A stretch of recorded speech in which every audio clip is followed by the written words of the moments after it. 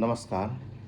आज हम लोग कमज़ोर हड्डियों के बारे में, उसके इलाज के बारे में दैनिक हिंदुस्तान में प्रकाशित आलेख के आधार पर चर्चा करने जा रहे हैं। आइए इसे हम लोग सुने। अमेरिकन ऑर्थोपेडिक एसोसिएशन के अनुसार अगर हमारा खान पान गलत है, शारीरिक रूप से सक्रिय नहीं है, तो 35 से कम उम्र के लोगों में हड्डियों में कमजोरी आ जाती है और ऑस्टियोपोरोसिस का केस बनना शुरू हो जाता है। लोगों के दिमाग में कई प्रकार के क्वेश्चन चलते रहते हैं कि हमारी हड्डियां कमज़ोर क्यों होती है, और यदि कमज़ोर हड्डी है तो उसको किस प्रकार से हम लोग मजबूत बना सकें। हड्डियों की भी गहन जांच करने की आवश्यकता है। सबसे पहले तो हम लोग ये जानना चाहेंगे कि ऑस्टियोपोरोसिस है क्या। बोन डेंसिटी अर्थात हड्डियों का घनत्व इतना कम हो जाना कि छोटी सी भी अगर उस पर चोट लगती है, ठोकर लगती है, तो हड्डी टूटने का खतरा बढ़ जाता है। अगर हम फिसल गए या फिर कहीं गिर गए तो चट से हड्डी टूट जाती है। आजकल ये घटनाएं तेज़ी से बढ़ रही है। पहले के लोग कितने मजबूत होते थे, हड्डी जल्दी नहीं टूटती थी, लेकिन आज थोड़ी सी भी चूक होती है तो हड्डी टूट जाती है, हड्डी में फ्रैक्चर आ जाता है, और नहीं तो हेयर लाइन फ्रैक्चर का केस तो बन ही जाता है। सामान्य तौर पर लोग ये सोचते हैं कि इसको मालिश करने से, इसे तेल लगा करके सहलाने से, या उसको नस के दबने के कारण ये स्थिति बने, इसको थोड़ा सा सीधा कर देंगे। ये नहीं हो पाता है। नहीं तो पहले के ज़माने में अक्सर कबड्डी खेलते थे, लोगों की हड्डी मजबूत रहती थी। अपना जो परंपरागत व्यायाम के तौर तरीके हैं उसको अपनाते थे। थोड़ा मोड़ा कभी कुछ हो गया तो उसमें हल्दी, चूना, यही सब घरेलू आयुर्वेदिक उपचार के द्वारा उसे ठीक कर लेते थे। लेकिन अब परिस्थिति बदलती जा रही है। कई बार तो ऐसा होता है कि लंबे समय तक हमारी हड्डियां कमज़ोर हो रही है, इसका हमें पता भी नहीं चलता है। हड्डियों का जो घनत्व कम होता है, उसकी जो शुरुआती स्थिति है उसको हम लोग ऑस्टियोपोनिया कहते हैं। शुरुआत के तौर पर ये ज़्यादा सीरियस मैटर नहीं होता है। इसके लक्षण में हड्डियों में हल्का हल्का चुभन जैसा दर्द होता है। जब हम मूवमेंट करते हैं तो हड्डियों में अकड़न की स्थिति बनती है। यदि हम वज़न उठाने का प्रयास करते हैं तो कुछ दिक्कत आती है, थकान महसूस होता है, हल्का सा भी चोट लगा कि हड्डी में झंझनाहट पैदा हो जाता है, दर्द करने लगता है। और इसी समस्या को जब हम नज़रअंदाज करते चलते हैं तो बाद में ये ऑस्टियोपोरोसिस के केस में बदल जाता है। हड्डियों की कमजोरी के क्या है प्रारंभिक लक्षण? कैसे हम समझेंगे कि हड्डियां कमज़ोर हैं? तो कद का कम होते जाना, जैसे सामान्य रूप से जिसका जो हाइट है, उस हाइट में समय के अनुसार धीरे धीरे कमी आ रही है, कद शॉर्ट होते जा रहा है, तो समझना चाहिए कि निश्चित रूप से कुछ न कुछ हड्डियों में प्रॉब्लम है। जैसे हमारी जो रीढ़ की हड्डी है, उसमें जो वर्टिब्रा है, एक के ऊपर एक जो हड्डियों का अ, अ, एक दूसरे से सजा करके जो रखा हुआ है, क्रम बना हुआ है, जो कमर के पिछले भाग सबसे अंत से शुरू होकर के मस्तिष्क से जुड़ा हुआ रहता है, रीढ़ की हड्डी, वो जो है सो उसके ऊपरी भाग में वर्टिब्रा धीरे धीरे सिकुड़ना शुरू कर देती है, और उस सिकुड़न के कारण रीढ़ की हड्डी बीच में बेंट कर जाती है और वो उभरने लगती है, जिसको हम लोग आम बोलचाल की भाषा में कुपर कहते हैं, अर्थात काइफोसिस। इसका नाम, वैज्ञानिक नाम काइफोसिस है। इसके कारण रीढ़ की हड्डी थोड़ा सा बेंट किया, मुड़ गया, व्यक्ति थोड़ा सा झुक करके चलता है। शुरू शुरू में एहसास तो नहीं होता, लेकिन बाद में वो झुकता ही चला जाता है। रीढ़ की कई हड्डियां बीच बीच में टूट करके एक दूसरे से चिपक जाती है। इससे भी कद जो है शॉर्ट होना शुरू हो जाता है। इसे भी देखा जा सकता है। दूसरा, अगर किसी को चलने फिरने में कठिनाई हो रही है तो उस पोजीशन को भी हम लोगों को गौर करने की ज़रूरत है। जैसे शरीर में खून और कैल्शियम की कमी हो रही है, तो हमारा जो शरीर है अपने शरीर के कैल्शियम की पूर्ति के लिए हमारी हड्डियों से कैल्शियम का अवशोषण करना शुरू कर देती है। तो जब हड्डियों में कैल्शियम का घटना शुरू हो जाता है तो दिन प्रतिदिन हड्डियां कमज़ोर होती चली जाती हैं। हम आप आए दिन देखते हैं कि जैसे कोई गर्भवती महिला है और काफ़ी कमज़ोर है और गर्भ में शिशु है, तो शिशु के पालन पोषण के लिए जो जो पोषक तत्वों की आवश्यकता पड़ती है, अगर पर्याप्त मात्रा में फूड सप्लीमेंट से नहीं मिलता है तो माँ के शरीर में ही जो उपलब्ध कैल्शियम है, आयरन है, फास्फोरस है, उसी का वो अवशोषण करके बच्चे को दुरुस्त करता है। ये नेचर का रूल है। तो इस प्रकार से हम देखें, जो हमारे शरीर में जो कैल्शियम कम हो रहा था खून में, उस आवश्यकता की पूर्ति के लिए हमारा शरीर हड्डियों में से कैल्शियम निकालना शुरू कर देता है। बार बार फ्रैक्चर भी होता है। अब बार बार फ्रैक्चर क्यों होता है?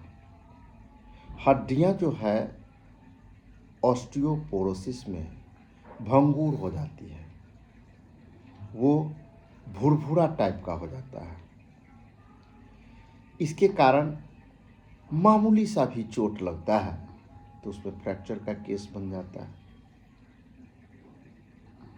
कमर दर्द भी लगातार बना रहता है, तो हम लोगों को केयर करने की आवश्यकता है कि रीढ़ की हड्डी यदि कमज़ोर होते जा रही है तो कमर का जो निचला हिस्सा है उसमें दर्द, पेन बना हुआ रहता है।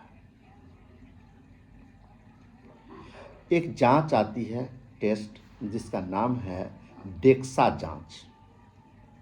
डॉक्टर ऑस्टियोपोरोसिस की इलाज की प्रक्रिया के दौरान डेक्सा स्कैन जांच कर उसका जो स्कोर आता है उसको एनालाइज करते हैं, व्याख्या करते हैं।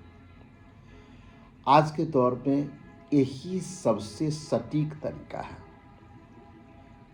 आमतौर पर जो टी स्कोर है, यदि -2.5 से कम आता है तो इसको डॉक्टर ऑस्टियोपोरोसिस मानते हैं। इस जांच में मुख्य रूप से जो एक्सरे बीम है, एक्सरे की जो किरण पुंज है, वो हड्डियों की थिकनेस को मापती है, उसकी मोटाई को मापती है।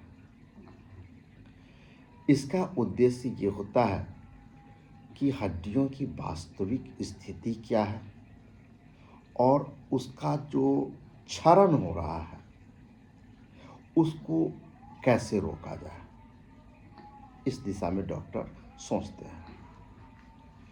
अब हम लोग देखें कि इस ऑस्टियोपोरोसिस जो मुख्य रूप से कैल्शियम की कमी होने के कारण या उम्र बढ़ने के कारण हमारी जो हड्डियां छिद्रनुमा, ये जाली जैसा छिद्र छिद्र पोरस बन जाता है, छेद बन जाता है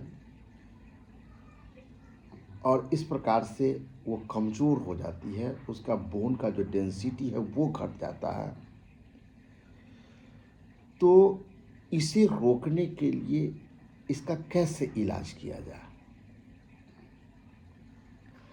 शुरुआत में डॉक्टर तो कहते हैं कि खान पान में आप सुधार कीजिए, थोड़ा सा एक्सरसाइज कीजिए और मरीज का जो स्थिति है उसके अनुसार कैल्शियम और विटामिन डी और बिसफॉस्फोनेट्स की जो दवा आती है उसे दी जाती है। अगर मरीज का केस सीरियस है, गंभीर है, तो ये दवाओं का जो कोर्स है थोड़ा लंबा चलता है। जीवन शैली बदलने की सलाह देते हैं, खान पान में किस प्रकार से सुधार कराया जाए। कई बार डॉक्टर पैराटाइट नाम का इंजेक्शन भी लगाते हैं। इसके अलावा रीढ़ में जो कुब्बर हो जाता है उसको बैलून काइफोप्लास्टी नामक तकनीक का सहारा लेकर के उसको ठीक करने का प्रयास किया जाता है।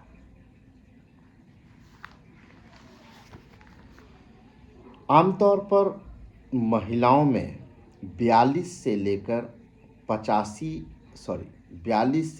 50 साल तक की उम्र के बीच में मेनोपॉज की स्थिति आती है, उनका मासिक धर्म बंद हो जाता है। अमेरिकन ऑर्थोपेडिक सोसाइटी के अनुसार देखें तो मेनोपॉज की प्रक्रिया के दौरान इसके बाद महिलाओं में एस्ट्रोजेन नाम का हार्मोन का सेक्रेशन कम होता चला जाता है। इस कारण उनकी हड्डियों में बुरा प्रभाव पड़ता है, हड्डियां धीरे धीरे धीरे धीरे कमज़ोर होने लगती है।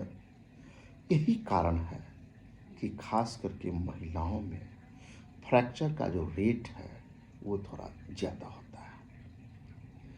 कई स्थितियों में डॉक्टर दवा भी देते हैं और साथ साथ हार्मोनल रिप्लेसमेंट का सजेशन भी देते हैं। महिलाओं में कम उम्र में एस्ट्रोजन और पुरुषों में टेस्टोस्टेरोन नाम के हार्मोन की कमी होने पर खतरा बढ़ जाता है। 60 साल के बाद प्राकृतिक तौर पर हड्डियां कमज़ोर होने लगती है।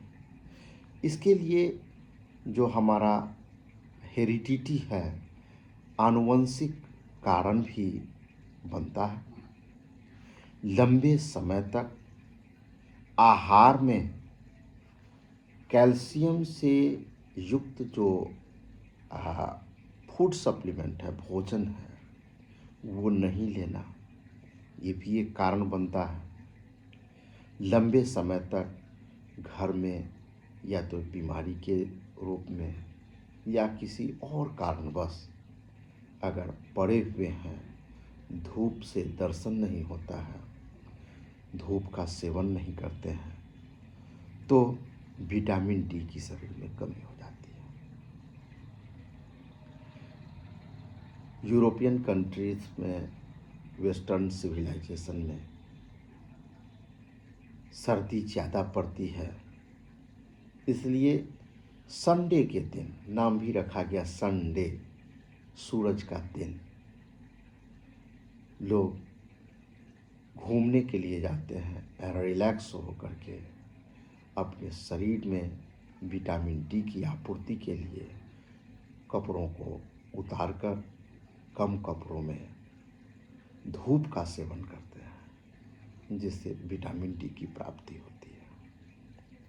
हमारे यहाँ भी जो नवजात बच्चे हैं, हमारी माताएं बहनें बच्चों को सुबह सुबह नित्य क्रिया करा करके तेल मालिश करके उसको कुछ देर सुबह की धूप सेवन के लिए रखा जाता है,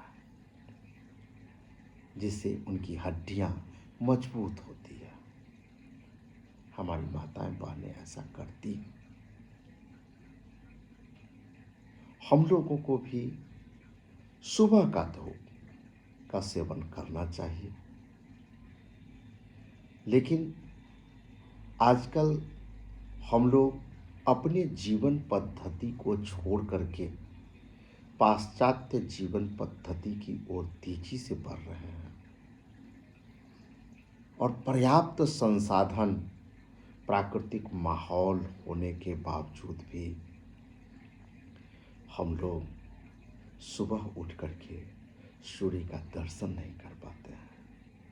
लेट नाइट में खाना, लेट नाइट में सोना। निश्चित रूप से हम लोग 9 बजे उठते हैं, 8 बजे उठते हैं। सुबह का सूर्योदय खास करके महानगरों में तो लोग देख ही नहीं पाते हैं। उनमें विटामिन डी की कमी हो जाती है। हम लोगों में जो जीवन शैली ऋषि मुनियों के द्वारा निर्धारित किया गया कि ब्रह्म मुहूर्त में उठना, सुबह के सभी दैनिक कार्यों का संपादन करते हुए थोड़ा धूप में एक्टिव होना, सुबह का गुनगुना धूप बहुत ही जोश का संचार करता है।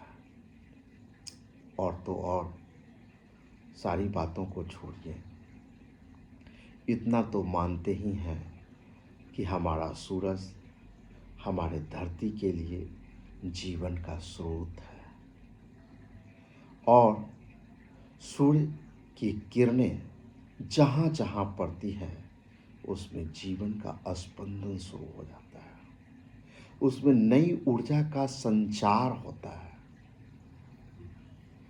तो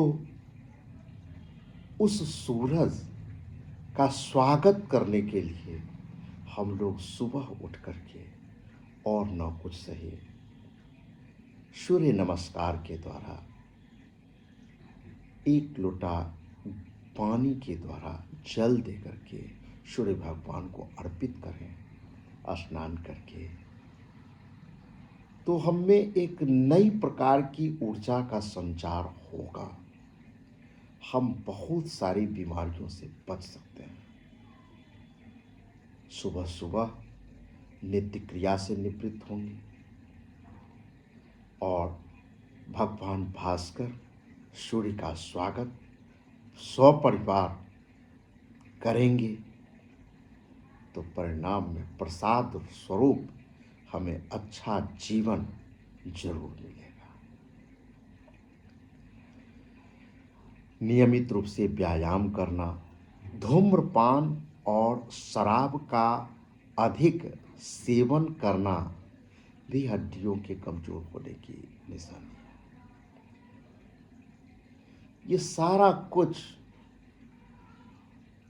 पाश्चात्य जीवन शैली से चला आया।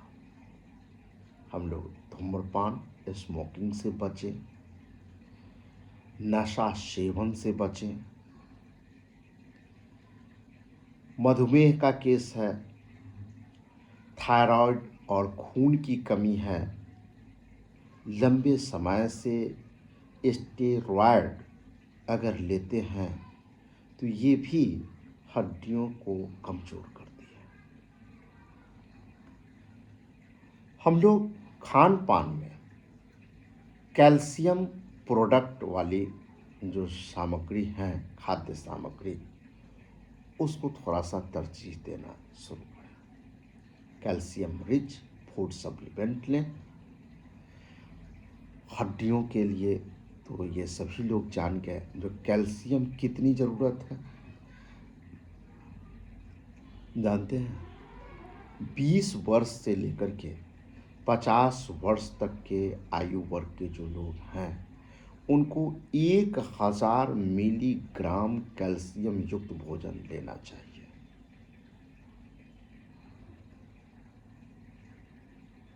और जिन्हें ऑस्टियोपोरोसिस की स्थिति है उनको तो 1200 मिलीग्राम लेना चाहिए। आमतौर पर शरीर एक बार में 500 मिलीग्राम ही कैल्शियम का एब्जॉर्प्शन कर पाता है। दूध, दही, पनीर, छाछ, इसमें कैल्शियम की मात्रा है, इसे लें। सोयाबीन, ब्रोकली, अंजीर, इसमें भी कैल्शियम होता है। खान पान से अगर कैल्शियम की पूर्ति नहीं हो पा रही है तो हमें अलग से मेडिसिन के तौर पर कैल्शियम सप्लीमेंट लेने की आवश्यकता है। आमतौर पर तो देखते हैं जैसे ही हड्डियों से संबंधित कोई प्रॉब्लम होता है और हम लोग बोन स्पेशलिस्ट के पास जाते हैं, हड्डी के डॉक्टर के पास जाते हैं, तो निश्चित रूप से वो कैल्शियम का टैबलेट देते हैं। बच्चा यदि है तो 500 mg का, एडल्ट लोगों को कम से कम 1000 mg का तो कैल्शियम की जो टिकिया है वो डेली खिलाई जाती है। हम लोग खान पान में सुधार करें। कैल्शियम चूना में पाया जाता है। एक किसान बता रहे थे जो उनका जो मवेशी है, गाय है, सो अधिक दूध देती है और उस दूध में फैट भी ज़्यादा आता है और आर्थिक रूप से हम ज़्यादा लाभान्वित होते हैं। तो जानते हैं वो क्या करते थे? वो करते हैं इतना ही, जो डेली जब गाय खाना खा लेती है तो उसके जो नाद है उसको साफ करके और चूना का एक परत ब्रश से वो नादी में लगा देते हैं और फिर शाम का भोजन उस जो है सो चूना के साथ मिलेगा। मात्रा कम, डेली चूना की पूर्ति करने से गाय में कैल्शियम की पूर्ति हो गई। एक सस्ता सुस्ता उपाय वो निकाले हुए थे। जबकि इसी कैल्शियम सप्लीमेंट की ज़रूरत पड़ती है तो मार्केट से दवा हम लोग लाते हैं, मवेशी को पिलाते हैं, खिलाते हैं। बराबर बड़ा बड़ा सिरप है, एक एक सिरप डेली पिलाना पड़ता है, महंगा भी पड़ता है। अगर साधारण सा उपाय है ये कर लिया जाए तो हम समझते हैं जो नो कॉस्ट लो कॉस्ट पर कैल्शियम की पूर्ति हो जाएगी। हम लोग भी कैल्शियम की पूर्ति साधारण तरीके से कर सकते हैं। जैसे पान के साथ चूना लोग खाते हैं तो उसमें अगर हानिकारक तत्वों को हटा दिया जाए, सिंपल पान और चूना लेकर के लगा करके खाया जाए तो हम समझते हैं शरीर के लिए जो माइक्रो न्यूट्रिएंट्स हैं वो पान के माध्यम से पूर्ति होगा और कैल्शियम की पूर्ति चूना के माध्यम से होगा। तो कई चीज़ें अच्छी हैं जो हमारे प्रचलन में हैं, लेकिन उन्हीं अच्छी चीज़ों के वेश में बुरी चीज़ भी समाहित है। हम उसकी पहचान करें और उसको टिक आउट कर दें तो हमारे समझ से वो लाभकर हो सकता है। इसके साथ विटामिन डी की क्या मात्रा चाहिए? विटामिन डी की कमी अगर होती है तो शरीर हड्डियों से कैल्शियम खींचना शुरू कर देता है। बाद में वही कैल्शियम की कमी जब हड्डियों में हो जाती है तो ऑस्टियोपोरोसिस का केस बन जाता है। इसलिए प्रतिदिन 600 international unit IU vitamin D लेना हमारे लिए बहुत ही लाभप्रद हो सकता है। और रोज धूप में कुछ समय बिताना तो इसकी पूर्ति करेगा ही प्राकृतिक रूप से। दूध, पनीर, मशरूम, मछली ये खाते हैं तो इससे भी पूर्ति होती है। हफ्ते में 3 बार 20 मिनट छाती और पीठ पर धूप लेना अनिवार्य होता है। कई बार डॉक्टरों को सप्लीमेंट भी देना पड़ता है, इंजेक्शन भी लगाना पड़ता है। प्रोटीन और फास्फोरस का भी ख्याल रखना है। वो कैसे? हार्वर्ड मेडिकल स्कूल में एक स्टडी हुआ। उस स्टडी के अनुसार यदि अपर्याप्त प्रोटीन का सेवन होता है तो वो हमारे शरीर में कैल्शियम के एब्जॉर्प्शन को कम कर देता है। हमारा शरीर कैल्शियम को एब्जॉर्ब ही नहीं कर पाता है। तो इसीलिए प्रोटीन का भी ध्यान रखना है। तो उम्र के अनुसार हम लोगों को प्रति किलो वजन के हिसाब से 0.8 से 1 ग्राम तक, मतलब 800 मिलीग्राम से लेकर के 1 ग्राम तक प्रोटीन लेना चाहिए। डेयरी प्रोडक्ट जो हैं, दूध से बनी हुई सामग्री हैं, फलियां हैं जैसे मटर की, नट्स हैं, अंडा, मीट, मछली, ये सब भी ये पर्याप्त पाया जाता है। फास्फोरस और मैग्नीशियम की पूर्ति पर भी हमें ध्यान देना होगा। इसके लिए हरी पत्तेदार सब्जियां, फलियां, बीज, मेवे जैसे काजू, किशमिश, छुहारा, इस टाइप का जो मेवा है, और मछली, ये सब खाना लाभप्रद होता है। साथ साथ स्वस्थ जीवन शैली, हेल्दी लाइफ स्टाइल को हम लोग अडॉप्ट करें, उसको मनाएं। शराब और धूम्रपान दोनों से दूर रहें। वाइन एंड स्मोकिंग को अवॉइड करें। जंक फूड्स जो चटपटा सामान बन जाता है, जैसे मैगी है ना, ये सब जंक फूड में आता है। चाइनीज़ फूड सब है, और भी बहुत सारा चीज़ हम देखते हैं। ये जंक फूड, हम लोग गुपचुप, गोलगप्पा खाते हैं, ये भी जंक फूड का ही एक श्रेणी हुआ। मोमोज लोग खाते हैं, ये क्या है? ये लाभप्रद चीज़ नहीं है। जो पर्याप्त प्रोसेसिंग से नहीं बना, चटपट बन जाता है, ये सब जो जंक फूड हैं, उनका जो हम लोग कंजम्पशन करते हैं उसको भी यथासंभव कम करें। और अपने घरों में बच्चों को शुरू से ही एक्सरसाइज करने के लिए प्रेरित करें।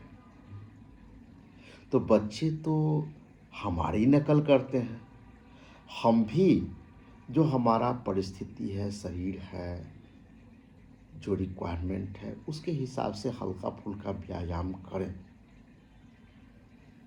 और बच्चों को साथ में उसके अनुकूल व्यायाम को कराएं।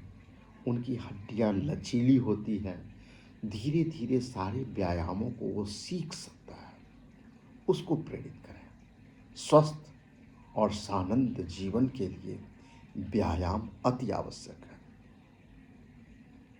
नियमित रूप से टहलिए, घूमिए। प्रायः जिनके पक्का के मकान हैं उनमें प्रायः सीढ़ी होता ही है। अगर और कुछ नहीं, डेली सीढ़ियों का प्रयोग करें तो बहुत हद तक हम स्वस्थ रह सकते हैं। सूर्य नमस्कार करें, इसके बारे में हम लोग चर्चा कर चुके हैं। एक खास प्रकार का सूर्य के अभिवादन का हमारे सनातन ऋषि मुनि की जो विरासत है, जो परंपरा है, उसके हिसाब से अगर सूर्य नमस्कार भी मात्र कर लेते हैं, काफ़ी लाभप्रद है। सूर्य नमस्कार, प्राणायाम, कपालभाति, ये सारा चीज़ किया जा सकता है। टहलना, सीढ़ियाँ चढ़ना।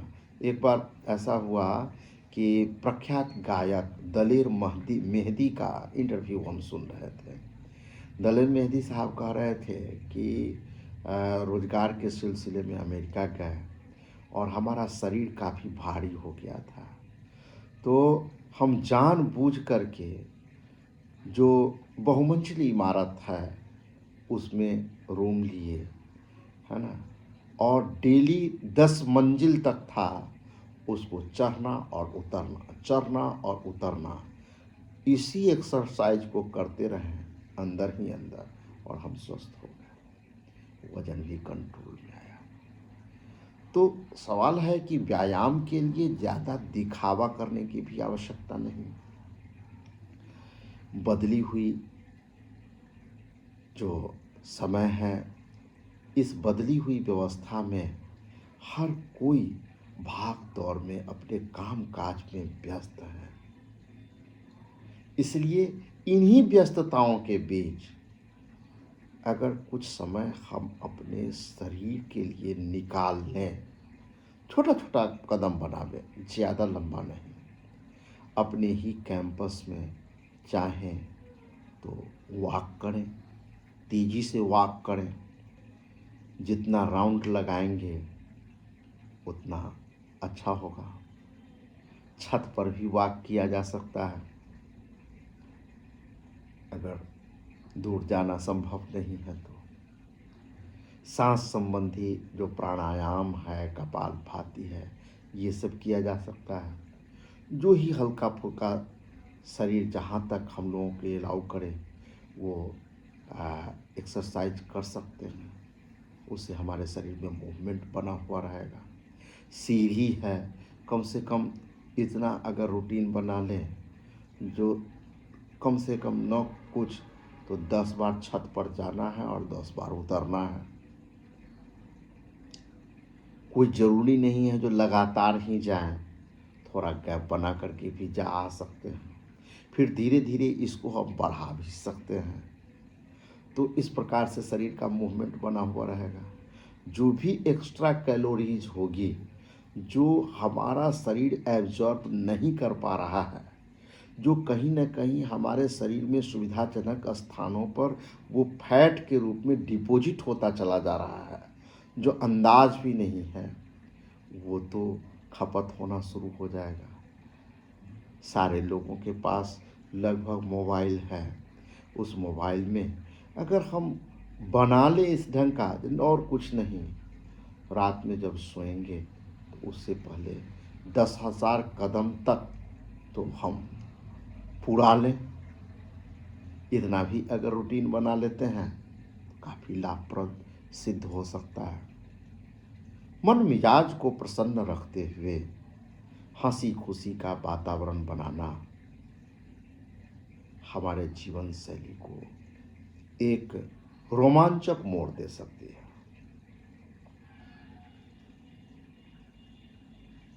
आइए हम लोग स्वस्थ कैसे रहें। हाँ, जब कभी भी कहीं बैठें हम लोग तो सही पोस्चर का इस्तेमाल करें। तन करके बैठिए, इधर उधर लुढ़क करके बैठने से ठीक नहीं होता। तो पोस्चर का ध्यान रखना जरूरी है। थोड़ा काम काज को भी ब्रेक लेकर के थोड़ा सा घूम फिर लेना भी आवश्यक होता है। पर्याप्त पानी भी पीना चाहिए।